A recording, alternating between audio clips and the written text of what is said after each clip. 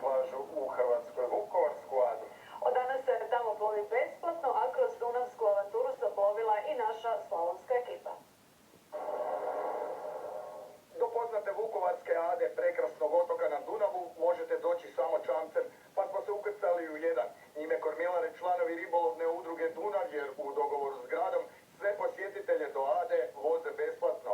Pri iskrcavanju jednostavno se morate okrenuti jer pogled puca na vukovarski vodotoranj, a zatim kroz divlju, ali divnu prirodu tražite mjesto za kampiranje, smjestiti se, ali i zapaliti roštilj. Ovo je, ako pogledajte samo okolo sebe i sve vam je jasno. Mislim da je ovo najidealnije mjesto. Kobasice, ćevapi, paprika, svega ima. Prije odlaska na pješčane plaže otići ćemo na drugi kraj otoka jer Vukovarska Ada bila je predmet graničnog spora između Hrvatske i Srbije. Upozoravalo se kako tamo Dunav taloži pijesak i Ada se približava kopnu Srbije, no danas to ne izgleda tako. S druge strane otoka, s druge strane Ade je ovaj dunavski rukavac i kopno. To kopno to je Republika Srbija, međutim taj pijesak iz rukavca je iskopan i polemike zapravo nikada nije ni bilo. Ada je Hrvatska i Hrvatska će biti.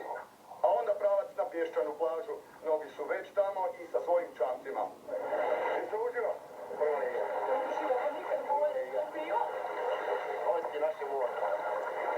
Nakon kupanja na Dunavu neki će potražiti mjesto za osvježenje, a mlađi će i do sportskih terena ove dunavske oaze.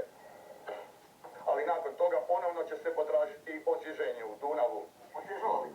Da, toplija je čak od Drave, koliko sam čula, kako su mi ispričali, i čak čini mi se da je malo toplija i od mora.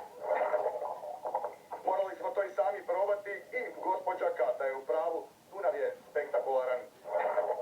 Vukovarska Ada najposebnija je plaža i ove godine će biti tako jer ljeto je tek počelo, ali naša avantura na Adi nažalost završava.